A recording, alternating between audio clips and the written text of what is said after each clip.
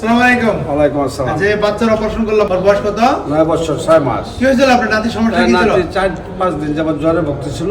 জি। তারপরে বিভিন্ন টেস্ট করে জ্বর থামে না, তারপরে আল্ট্রাসাউন্ড করে দেখা গেল যে গলব্লাডারে স্টোন এবং অ্যাপেন্ডিসাইটিস হয়ে গেছে। দুইটা রোগ একসাথে? দুইটা রোগ একসঙ্গে হয়েছে। জি। তার আরেকটা হসপিটালে গেছিলাম রাতে, তখন আমরা শিওর ছিলাম না যে এই ডিজিজ আক্রান্ত। তারপরে ওখানকার একজন ফিজিশিয়ান উনি বললো, সার্জন উনি বললো যে এটা দুইটা এট এ টাইম করা যাবে না। এই বিষয়ে আমরা জানতে চাচ্ছি না, সেটা তার ভিত্তিতে বলতে এটা অনেক যুক্তি আছে। যাই হোক, আমরা আমাদের কথা যাই হোক, তারপরে আমরা তো এখন অপারেশন করলাম, খুবই সুন্দর। মাত্র দুইটা অপারেশন করতে আমার মাত্র 14 থেকে 15 মিনিট সময় লাগছে। ঠিক আছে। আসসালামু আলাইকুম। যে বাচ্চার সার্জারি করলাম, এতক্ষণ তার দাদার কাছ থেকে শুনতেছিলেন যে ওর একসাথে আসলে দুইটা রোগ শনাক্ত হয়। একটা হচ্ছে যে পিত্তথলিতে পাথর, কিন্তু সেটার জন্য ওর সমস্যা ছিল না। সমস্যা ছিল ওর অ্যাপেন্ডিসাইটিস, যে কারণে পেটে প্রচন্ড ব্যথা এবং জ্বর। এই সমস্যাগুলো নিয়ে বেশ কয়েকটা হসপিটালে ঘোরাঘুরি করতেছিল, যে আসলে কোথায় কি করবে বুঝে উঠতে পারছিল না। আলহামদুলিল্লাহ আজকে আমি একই সাথে ল্যাপারোস্কোপিক পদ্ধতিতে, অর্থাৎ পেট না কেটে ছিদ্র করে দুটো সার্জারি শেষ করে দিলাম।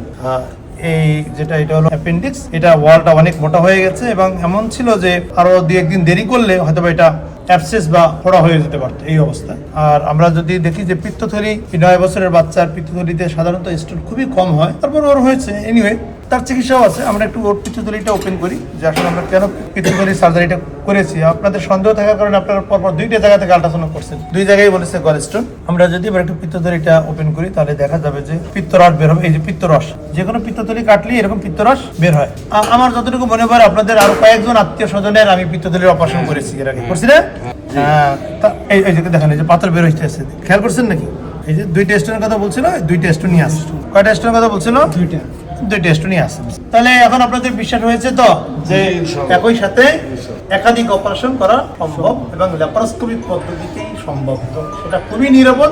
এই যে অপারেশন করলাম, ও 5 ঘন্টা পরে বাসায় চলে যেত। যদি পেট কেটে করা লাগতো, ওর হয়তো 4-5 দিন থাকা লাগতো, অনেক সময় ব্লাড লাগে, বুঝছেই না? এই জন্য আসলে যেটা দরকার, যে হসপিটালে অপারেশন করেন না কেন, সেই হসপিটালে পর্যাপ্ত সাপোর্ট আছে কিনা, স্কিল বা অভিজ্ঞ সার্জন আছে কিনা। হ্যাঁ, যে সকল হসপিটালে হয় সব জায়গায় ভালো সার্জন থাকে, না থাকলে তারা কিভাবে অপারেশন। আচ্ছা, আমরা যে এএমজে হসপিটাল বা আমার যে সেন্টার এএমজে হেপাটোবিলিয়ারি এন্ড পেনকিটিস সেন্টার, আমরা তো অ্যাডভান্স সার্জারিগুলো করি আসলে। বড় অপারেশন ভেরি স্যাটিসফ্যাক্টরি, কারণ হচ্ছে যে আমরা এই নিয়ে 4টা করলাম আমরা। তাই না? জি, আমরা খুব সন্তুষ্ট।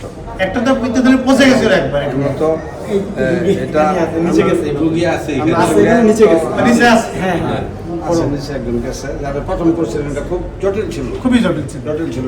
ইনফেকশন হয়ে গেছিল, সেটাও করছে।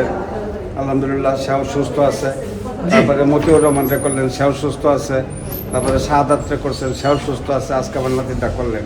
আলহামদুলিল্লাহ, আমরা যে আপনাদের রোগীদেরকে সার্ভিস দিতে পারছি, এজন্য আমরাও খুশি। আমরা বিধাতার ব্যাপারে একাই মনে হয় আপনার জন্য দোয়া করবেন। জি, খুবই ভালো আছে, আপনাদের বাচ্চা খুবই ভালো আছে। আপনাদের দিকে তাকাইলে আমারই কষ্ট লাগছে, সবাই কান্নাকাটি করছে। এত ভয়ের কিছু নাই, খুবই নিরাপদের সাথে অপারেশনটা শেষ হয়েছে।